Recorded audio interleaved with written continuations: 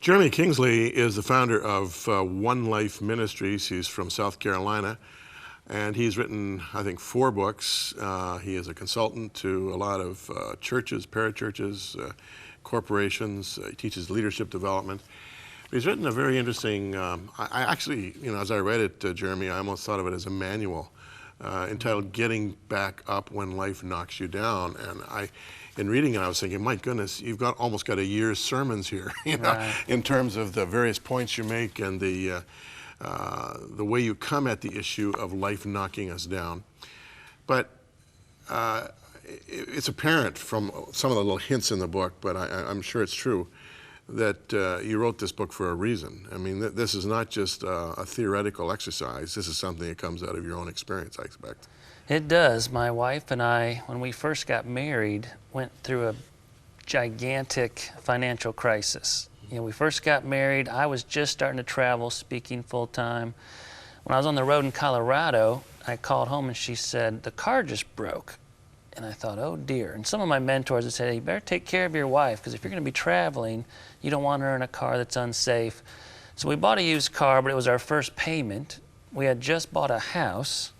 And about 3 or 4 months down the road, we noticed that this extra payment was starting to put some stress, and our savings was dwindling. And all of a sudden, we got to a point where my wife came and said, we don't have any savings left. And when I was starting to speak, I was speaking at prisons and orphanages, any place I could go, lots of times for free. And we got to the point where some of the bills that were coming in, I didn't have any money to pay.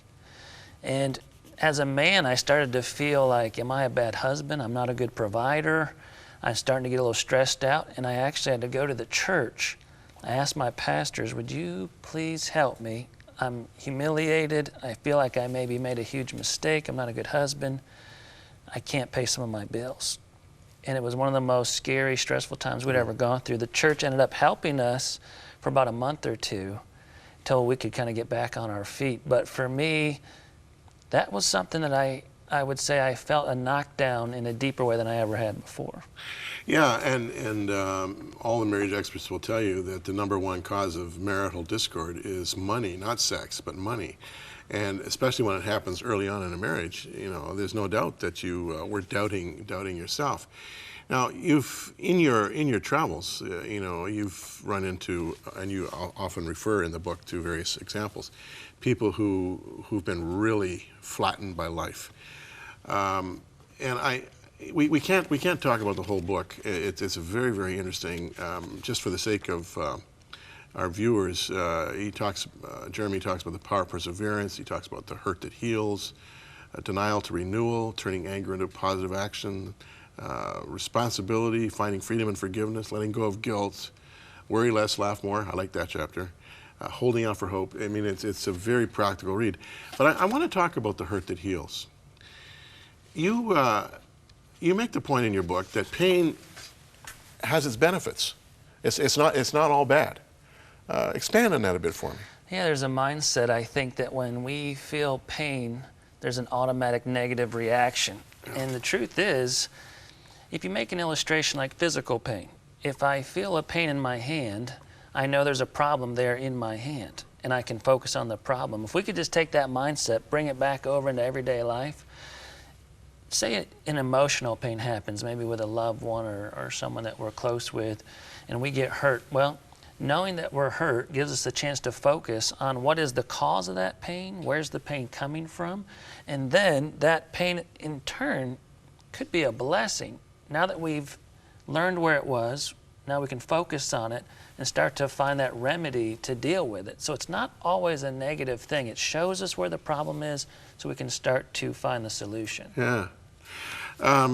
You give a very interesting process of dealing with pain. I think you've got about 9 points here, maybe just a few of them. But you suggest something that I've never done, and that is keeping a journal. Why would one want to keep a journal when it comes to one's hurts and pains? Well, a couple ideas. One, just to get your thoughts down. When you have a fresh thought, sometimes if we let that go, we forget about it later. It might be a thought of processing. It might be a thought of blame. It might be a thought of scripture. who I could talk to. So when you're journaling about those things, one, it keeps your focus on those thoughts that could be helpful later. But also, when you get through that pain and you've actually journaled that, if you're talking with someone else, maybe it's a friend, someone at church, you can go back to your journal and you might actually find a great resource there to help that person who's gone through the same thing you have. I do know this from writing books that, and also preparing sermons for many years, that when you are actually writing something down, there is a focus that writing brings that nothing else can duplicate. I mean, it's a finer focus, I think, than any other kind of communication. Yeah, when you're writing, for me at least, or if I say the word typing, if I'm using my computer, there's something about me saying something out loud, something about me typing, and something about me thinking. And if I can do those three things, it kind of pushes it down into my heart, not just in my head, but it starts to make a little process in my heart where it solidifies. So I'm not going to forget it. It's going to be part of who I am, and hopefully that's something that I can use later in ministry. You also say in that chapter that instead of trying to deny or avoid the numbness, as you put it, and the grief that comes from some of these great hurts, that you need to make place for these things and recognize that that's a part of the process. It is, and denial is a dangerous thing. You know, you can deny probably in three ways. You know, I talk about you can deny the facts. Here's actually what happened in my knockdown. A, B, C. You can deny the facts that are real. Sometimes you can deny the impact. What is the impact of me losing my job? Well, I might have issues with bills. I might have struggles with bringing food home for my family. You don't want to deny the impact, and then sometimes there's this denial of denial. You know, are you in denial? No, I'm not. Yes, you actually are. So there's this danger of pushing those to the side and not dealing with them. If you don't deal with them now, how are we going to get to the solution?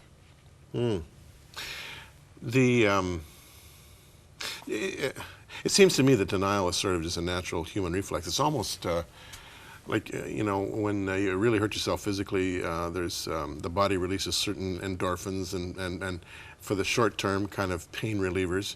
It seems to me that denial sometimes numbs the pain, at least for a while. It does. And what's interesting is if you deny the issues too much, something else can start to build, like anger.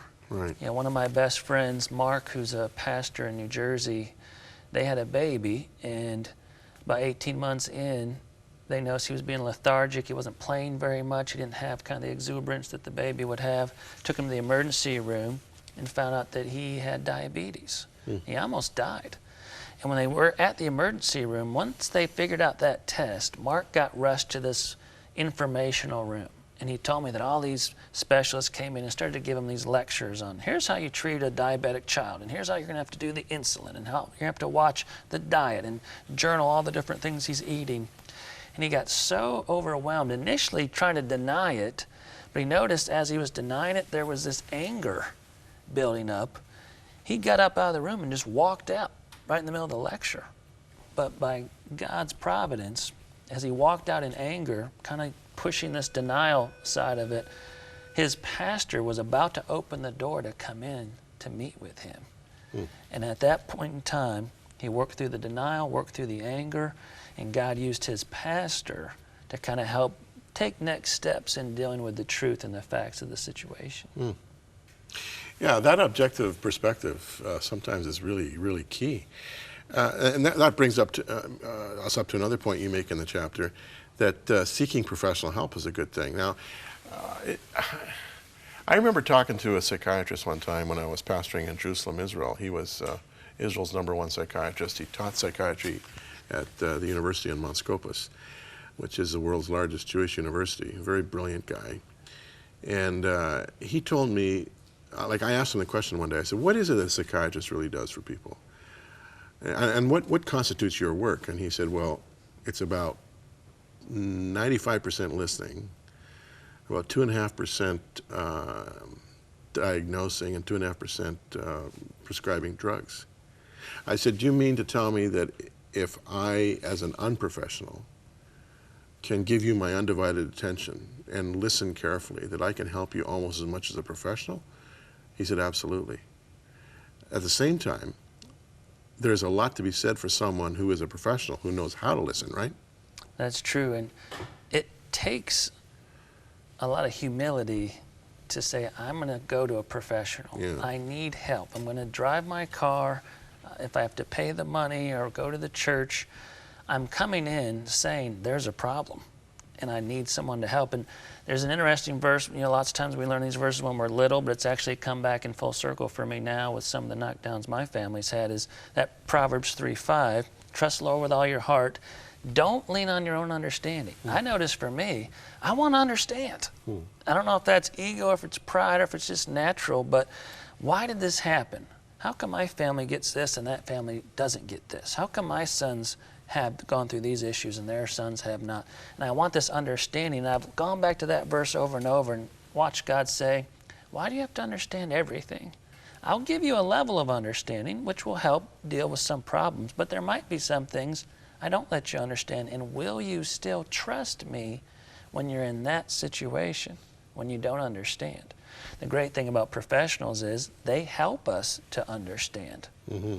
Yeah. In many ways, if not in their own experience, in their education, they've been there, done that, and they have a perspective that only a pro can bring. One other point, and it goes without saying, you trust. You put it, trust God to bring good from your pain.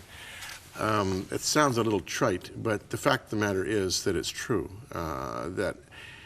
And why is it true? Why is it that when you put your situation into the Lord's hands, ultimately there is meaning and there is release? Yeah, there's a tension between sounding trite, well, just trust God when you're having troubles, versus, no, I need some tangible help that I can feel and see now. There's a certain amount of help that we can get, professionals, friends, pastors, counselors, family, that is going to be tangible. But there's some things that none of those people are going to be able to touch. But the Almighty can touch in a supernatural way. We want the natural, but sometimes we forget the supernatural can do things that the natural can't do. I know it might even sound kind of Christianese, but when I think of creation, that has helped me a few times. I fly and I'm speaking, and sometimes I'll look out the window of the plane and I'll see these cloud formations. I'll see these sunsets, these colors that are unbelievable. And if I'm going through a struggle, that little thought comes in, you know who made that? The same guy that cares about you. And if the guy who made that, the creator, who invented color, who invented the clouds, cares about you, he's going to be able to help you with this problem, this knockdown that you have. Here's some things that you're able to understand, some tangible issues that you have. But the supernatural can touch you down deep, where none of those things can. Yeah. Just got a minute left. You write, from your own experience in the past. Have you had other knockdown experiences? And I'm not asking you to tell me about them, but when you have had these experiences, has the former experience and having gone through it and learned from it helped you? And do you listen to your own wisdom? Well, I'm trying. Definitely I've learned from some of my past mistakes, because knockdowns can come from outsiders. Sometimes they come from me. Sometimes I knock myself down. So learning from some other mistakes, but even practical tips of who can I trust, who can I talk to. At this point in time, there's men and women that have wisdom that I have on a short list when I have those certain questions. But at the end of the day, it's still going to be the issue of me and Jesus, asking him, is this something you can guide me to other people, to other books, to other resources, or is it something that might be less tangible and it's just going to be you and me, but I'm still going to trust you?